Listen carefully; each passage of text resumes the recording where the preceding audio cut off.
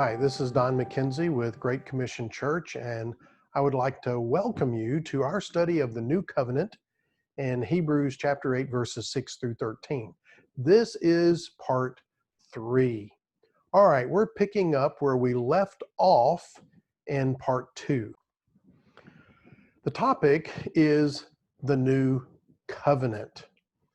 And we concluded part 2 by saying that the new covenant is the greatest and most important agreement in history.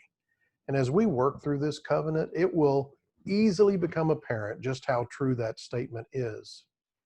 All right, let's add verse 9, because in verse 8 he says, I will make a new covenant. Now, after the Lord declares that he will make a new covenant, he immediately tells us what it will not be like, instead of first telling us what it will be like. So verse 9 starts with a negative contrast, not according to the covenant that I made.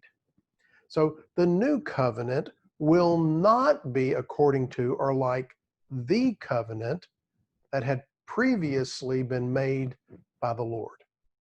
All right, so what is this the covenant that was previously made by God, since there are several covenants in the Bible? Well, the Lord, through Jeremiah, literally spells it out for us, that I made with their fathers in the day when I took them by the hand to lead them out of the land of Egypt. What is the key word here that clearly identifies which covenant the Lord is referring to here by the phrase the covenant? No, it's not fathers, it's Egypt. This is clearly Moses leading Israel out of Egypt. When this covenant was first introduced by the Lord to Israel, it was just called the covenant. It was summarized by the Ten Commandments. When all the details were written down, it was called the Book of the Covenant. It was also called the Book of the Law. After Moses died, it was called the Book of the Law of Moses, or just the Law. Sometimes we call it the Mosaic Covenant. In Hebrews 8:7, the author called it the First Covenant. And now in verse 8, he called it the Covenant. All right, let's go back to verse 7 for a moment. Notice that covenant is in italics. Well, literal word for word translations of the Bible, like the New King James Version, New American Standard, they italicize words that are not actually in the Greek text. So the word covenant is not even in verse 7, but the translators felt it was clearly implied, and it is. So it helps with translation and proper understanding. So the new covenant, the better covenant, is better than the first covenant. And we know this first covenant is the one that God made with Israel through Moses after delivering them from bondage in Egypt. But this was not the first covenant in the Bible. So why is this Mosaic covenant called the first? Well, it was the first covenant that God made with the nation of Israel. And the new covenant will be the second one that God will make with the nation of Israel.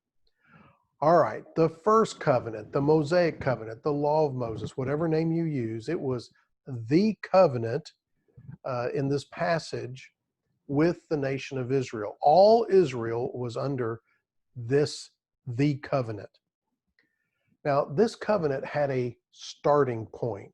There was a signing ceremony where all parties involved agreed to the conditions of this covenant. And I want to briefly show you that.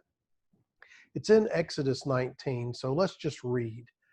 In verse 3, it says, And Moses went up to God there in the wilderness. They're at Mount Sinai.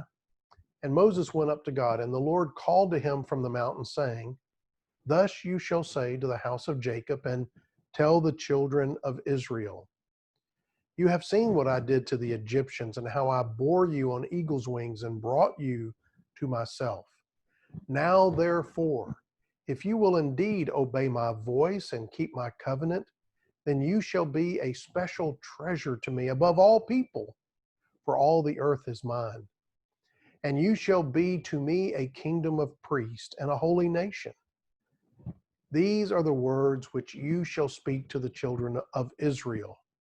So Moses came and called for the elders of the people and laid before them all these words which the Lord commanded him. Then all the people answered together and said, all that the Lord has spoken, we will do. So Moses brought back the words of the people to the Lord. All right, this was the first step of the covenant process or ceremony. And all the people, it says, responded with, all that the Lord has spoken, we will do. And so Moses took that message of the people back to the Lord. All right. After that, then the Lord began to spell out more details about this covenant. He verbally gave Moses the 10 commandments, and he shared various laws by which he expected his people to live. And he did this in the rest of chapter 19, all the way to the end of chapter 23. And after receiving all of this verbal instruction from the Lord, Moses goes and tells the people all this new information that the Lord has told him about this covenant. So Moses came and told the people all the words of the Lord and all the judgments. And all the people answered with one voice and said, all the words which the Lord has said, we will do. Now, this is the second time the people have heard from the Lord and agreed to fully obey all of his commands. All right. Then Moses wrote down all of the Lord's commands in preparation for the signing ceremony that would officially start this covenant between the Lord and the nation of Israel. It says, and Moses wrote all the words of the Lord. And he rose early in the morning and built an altar at the foot of the mountain and 12 pillars according to the 12 tribes of Israel. Then he sent young men of the children of Israel who offered burnt offerings and sacrificed peace offerings of oxen to the Lord. And Moses took half of the blood and put it in basins. So when they killed all of these animals, they're collecting the blood from these animals. And so Moses takes half the blood and he sprinkles it on this altar that he has built, which represents God. Then he took the book of the covenant, that was when he wrote it all down, and he read in the hearing of the people, and they said, all that the Lord has said, we will do, and be obedient. So when he reads the book of the covenant, they say, all that the Lord has said we will do and be obedient. This is the third time the people have heard.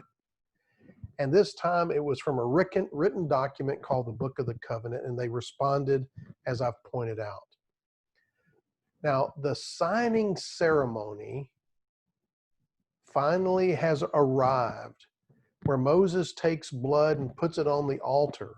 And it was all in blood. No telling how many oxen had been sacrificed. And they collected all of this blood in bowls.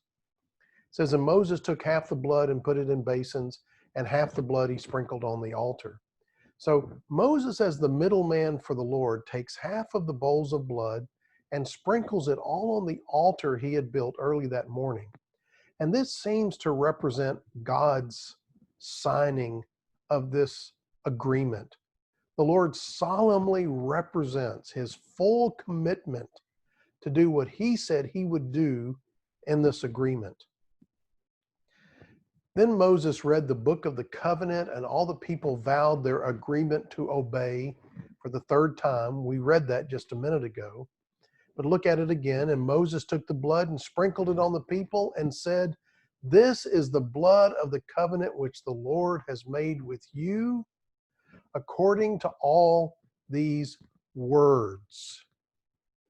Now the people signed their agreement by allowing Moses to sprinkle them with blood. I mean, this, in all seriousness, is what a bloody mess.